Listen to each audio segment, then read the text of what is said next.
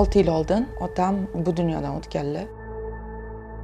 Hech qanaqa yordam ko'rsat bo'lmaydi deyishgan paytdagina shu diagnoz qo'yilgan. Eng qiyin jarayon qaysi bo'lgan? O'zi qo'limdan kelarmikin degan ikkilanish bilan ayollar boshlaydi biznesni.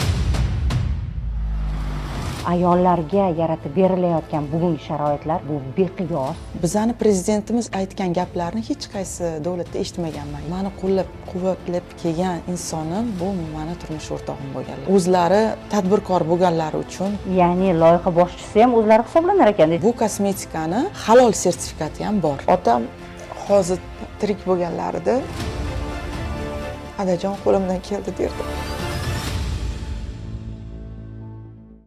Lobar Ahmadjonova bugun bizning qahramonimiz.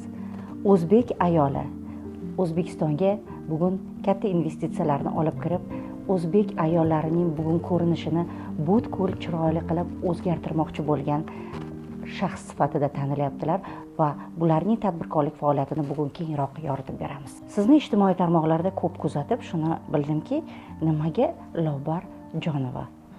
Buni bir ozgina tarixini aytib bersangiz. Nimaga aynan Lobar Jonova? Men 7 yil davomida Arab Emiratlarida yashaganman va u yerda dokumentlarimizni topshirib, ID olgan paytimizda nimagadir ular familiyamni, Ahmadjonova familiyamni ikkiga bo'lib yozishgan. Lobar Ahmad Jonova deb yozishgan. O'shanda o'zim ko'rib shu narsaga hayron qolganman-da, Jonova va chiroyli bo'lar ekan, Jonova deb yozsa deganman. Shu bilan Lobar Jonova bo'lib qisqarib ketgan. Chunki familiyam uzun bo'lgani uchun Ahmadjonova etish qiyin, yozilishi uzun bo'lib ketadi deb qisqartirganmiz ozgina. Bejiz aytmadim, nima uchun Jonova bo'lganligini, chunki aynan ijtimoiy tarmoqlarda ular aynan shu familiya bilan tanilib boryaptilar. Bugun biz aynan Lobar Ahmadjonovani tadbirkorlik faoliyatiga bir nazar tashlaymiz va siz ham bularni Oynai jahon orqali ko'rib turib, nafaqat ijtimoiy tarmoqlarda, balkim o'zingiz kuzatuvchi bo'lib, ularni bugunga olib kirayotgan shunday Evenswiss kompaniyasi qanday kirib kelgan va bu kompaniya orqali bugun ayollarimizga qanday ko'rkamli, hashamatli va chiroyli pardoz qilishlarini o'rgatib borishdi. Biz yaqinroq yondashamiz. Juda ham xursand bo'ldim. Aynan o'zbek ayoli bugun bemalol Yevropa standartlariga mos bo'lgan kosmetikalardan bemalol hamyonbop darajada foydalana olishi va bundan tashqari siz nafaqat buni Toshkent shahrida, balkim O'zbekiston bo'ylab buni filiallarini ochish istagini bildirdingiz bugun va men o'ylaymanki, albatta bizni ayollarimiz, eng chekka hududlarda ham yashovchi ayollarimiz bugun o'ziga bemalol bu kosmetikadan oro berishga harakat qilishadi. O'zi aslida Evenswiss kosmetikasini men o'zim Yevropaga borganimizda o'zim uchun Douglas degan magazinlari bor o'tdi. O'sha yerda sotib olganman va o'zim ishlatib ko'rganman. Kosmetikani 8 yil davomida, 8 yil oldin o'zim uchun ochganman va 8 yil davomida ishlatganman. Buni kosmetikani natijalarini juda ko'p ko'rganman o'zimda. Hamma kelib, qaysi kosmetikani ishlatasiz, o'zingiz yoshingizga ko'ra yosh ko'rinasiz deb savollar beraverishgan va o'shanda juda ham qattiq e'tiborim tushgan bu kosmetikaga, chunki faqat shu kosmetikadan foydalanardim va effekti zo'r bo'lgan. Bu kosmetika nafaqat Yevropa standartlariga javob beradi, balkim undan tashqari tarkibidagi patentlashtirilgan dermatopoetin sostavi bor va bu patentlashtirilgan va faqatgina shu kosmetikaning tarkibida bor. Bu komponent dermatopoetin yuzdagi mayda ajinlarni ketkizadi va qarish prosesini to'xtatadi. Ya'ni qarishni to'xtatgandan keyin yosharishga qarab ketadi bu narsa.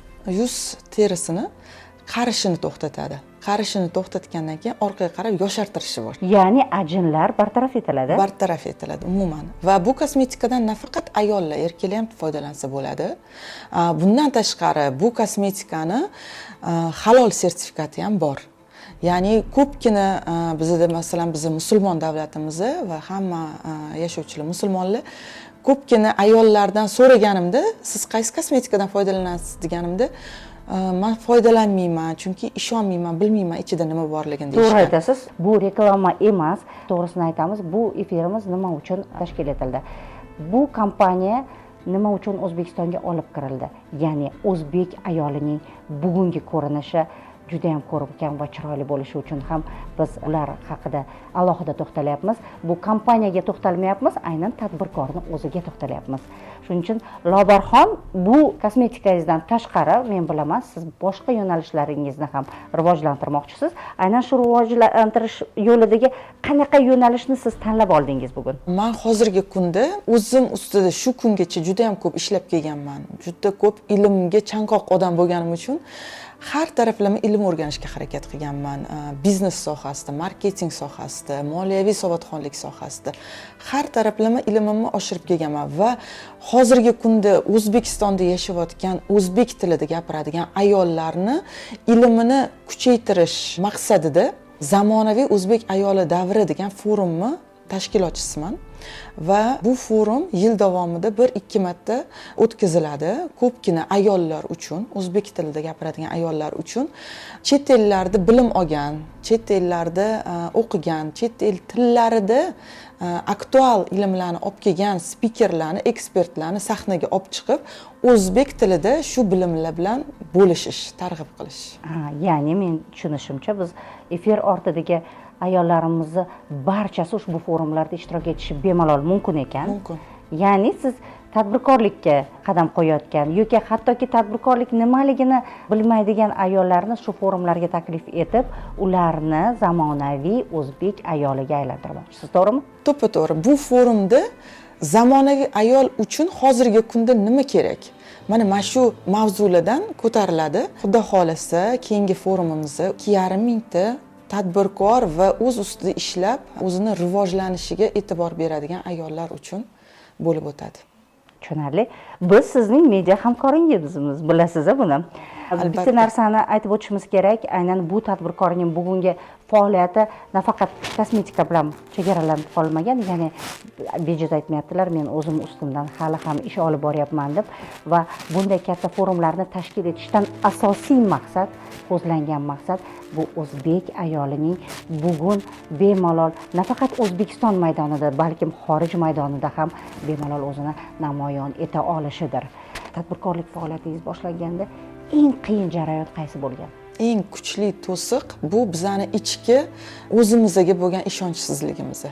Va bu narsani yana ko'pincha shunaqa bo'ladiki, o'zi ikkilanib qila olamanmi, qo'limdan kelarmikin degan ikkilanish bilan ayollar boshlaydi biznesni. Undan tashqari yana atrofidagilar, "Yo'q, sen eplolmaysan, qo'lingdan kelmaydi" deyishsa, undan ham battar nima desam ekan, ichki ishonchsizlik bo'lib qoladi-da. Mana shu eng katta to'siq deb hisoblayman. Har bitta ayol, bilasizmi, meni har bitta boshlagan ishimda meni qo'llab-quvvatlab kelgan insonim bu meni turmush o'rtog'im bo'lganlar har doim. Nima ish boshlasam ham o'zlari tadbirkor bo'lganlari uchun, katta-katta proyektlar qilganlari uchun har taraflama savollar berib, meni test qilib ko'radilar. Keyin ularni testlaridan o'tganimdan keyin mayli, boshla, qo'lingdan keladi, ishonaman deb qo'llab-quvvatlaydilar. Ya'ni loyiha boshchisi ham o'zlari hisoblanar ekan, chunki aynan siz ular bilan o'rtoqlashasiz loyihangiz bilan, ular esa uni taroziga qo'yib bo'ladi yo bo'lmaydi deb analiz qilib berar ekanlar. Bizani eng birinchi, eng katta loyihamiz bu bizning oilamiz va undan keyin sekingina tarmoqlanib ketgan o'zimizni har xil. Juda chiroyli gap bo'ldi. Bizning birinchi loyihamiz bu oilamiz deganingiz. Hozir necha farzandning onasisiz? Hozirgi kunda 5 ta farzandim bor, bitta o'g'lim va 4 ta qizim bor. Bilasizmi, mana ko'pchilik oilalarga kirib borganingizda ayol tadbirkor birinchi navbatda ishini qo'yadi. Chunki aynan ishdagi muvaffaqiyat uni o'sha oiladagi xotirjamlik garovi deb biladi. Oilamni boqaman, oilamni yetuk holatga olib chiqaman, farzandlarimga yaxshi bilim beraman deb tadbirkorlikka ko'proq o'zini urg'u berib yoradi. Lekin siz buni qanday bir o'rtasini, muvozanatini olib turibsiz? O'zi aslida bu narsani balansini olish qiyin. Shuncha farzandim bo'lishiga qaramay, baribir bunaqa muvozanatni ushlash juda qiyin. Lekin men uchun birinchi o'rinda oilam. Oilamda farzandlarimni hammasini bir muvozanatga qo'yib, farzandlarim o'qishi, o'qishdan tashqari qo'shimcha darslari hammasini yo'lga qo'ygandan keyingina bir ozgina vaqtim paydo bo'lgandan keyin o'zimni mana shu tadbirkorlikka ko'proq yo'naltirganman. Bizning O'zbekistonimizda aynan o'sha bugun o'ziga moliyaviy tomondan qiynalayotganlar uchun ham bunday kreditlar ajratilib, bugun har bitta yosh avlodni, ya'ni yosh kelin qizlarni, ayollarimizni har tomonlama rivojlanishiga imtiyozlar bu beqiyosdir. Men bilasizmi, ko'pgina davlatlarda bo'lganman. Sayohat qilishni biz ham juda yaxshi ko'ramiz turmush o'rtog'im bilan. Va hech qaysi davlatda bizani prezidentimiz aytgan gaplarni hech qaysi davlatda eshitmaganman. Ya'ni ayolga berilgan bilim jamiyatga berilgan bilim bilan teng. Chunki ayol kishi olgan bilimini borib farzandlariga beradi. Farzandlarini tarbiyasida ishlatadi va o'stiradi. Va bilimli ayol bilimli jamiyatni tarbiya qiladi. Ayol bo'lib turib ham uyi, ham ishxonani, ham tadbirkorlikni eplash, bilasizmi? Ko'p erkaklarimiz, men aytib o'tishim kerak, ertalab ketishadi, kechki payt kelishadi va ayollarning kun davomida qilgan ishi shu xonadonni ham eplay olmaysanmi, yo bolalarni qara olmaysanmi degan gaplar bo'lganmi sizlarning xonadoningizda? Albatta bo'lgan bunaqa narsa ham, lekin birinchi o'rinda uyi zo'r qilib qoyillatib qo'yganman. Keyin faqatgina boshqa ishlarga o'zim o'rganman. Birinchi uyni qoyillatib qo'yganman deyaptilar. Ya'ni uyni tinchligini, farovonligini, xotirjamligini ta'minlab, keyin tadbirkorlik faoliyatini olib borar ekanlar. Bu albatta juda ham kerak fazilatlardan bittasi hisoblanadi. Yoshligingizda nimani orzu qilgansiz? Yoshligimdami? Men to'g'risi har doim go'zallikka qiziqqanman. Shuning uchun bejiz emas ekan bu kosmetikani bu yerga kirib kelishi. Ha, albatta. Va har bitta ayol go'zal bo'lish uchun shu kosmetika kirib kelgan o'zi aslida O'zbekistonga. Har doim ayollarni nafaqat ko'rinishi va ichki holati ham, hissi ham go'zal bo'lishini orzu qilganman. O'sha konkurs bo'lganda 2000-yil men o'sha Miss O'zbekiston 2000-yil konkursda g'olib bo'lganman. Lekin dunyoga chiqa olmaganman chunki meni adajonim ozgina nima desam ekan, xohlamaganlar bu narsani. Har bir insonning hayotida bir armoni bo'ladi. O'sha armonga yetisha olmagan paytini his qilganda uni vujudi boshqacha tebranadi. Sizda aynan shu holat yoki shu armoningiz bormi? Albatta har bir insonda meni ham armonim bor. Bu armonim 6 yil oldin otam bu dunyodan o'tganlar va buni sababi o'pka raki bo'lgan. Va o'sha paytda men homilador bo'lganman. Bu narsani biza bu kasallik 4-stadiyaga o'tgan edi bilganmiz. O'sha hech qanaqa yordam ko'rsatib bo'lmaydi deyishgan paytdagina shu diagnoz qo'yilgan. Va meni eng katta armonim o'zim farmatsevt bo'lib turib, otamga yordam bera olmaganim. Otam hozir tirik bo'lganlarida menimcha adajon qo'limdan keldi derdi.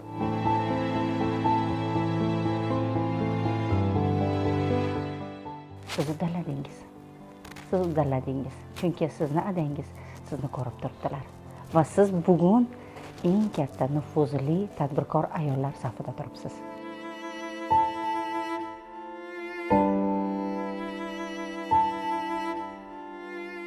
O'zbek ayoli u serqirradir.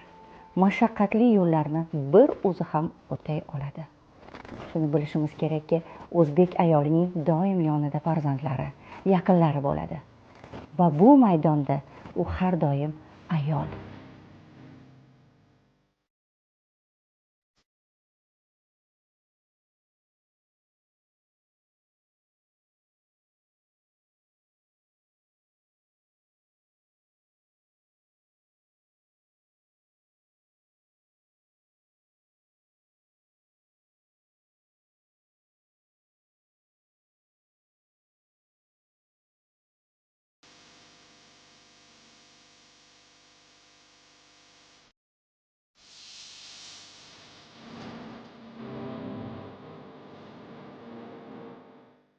Men ayolimdan faxrlanaman. Biz qo'ldan kelgancha Laborxonni qo'llab-quvvatlaymiz. Farzandlarimiz ham iloji bo'lsa barcha o'rnak olishini xohlardim. Qizlarim ayniqsa. Biz hammamiz oilaviy faxrlanamiz, xursandmiz. Menimcha hamma onalar farzandim yaxshi umr ko'rsin, umri yo'ldoshi bilan qo'sha qarab yursin, baxtli bo'lsin, aqlli bo'lsin, endi hamma onani nimasi shudir. Endi kamchiliksiz odam yo'qdir. Ozgina tezroq, lekin mehribon ona, yaxshi ayol. Menga ham nimalari yaxshi. Bundan ortig'i bo'lmaydi menimcha. Menimcha ayollik nimaligini hammasini bajargan. Bundan ortig'i bo'lishi kerak emas. Juda ham baxtliman. Faxrlanaman. Ayniqsa men bu forumda qatnashganimda ko'rib juda ham faxrlandim. Men bu Lobar shunaqa shunchaligiga borishini orzu qilardim. No, oxirigacha nima qilmasdim, lekin Xudo o'zi shu yo'lga o'zini chiqaribdi. Rahmat unga. Meni xursand qildi.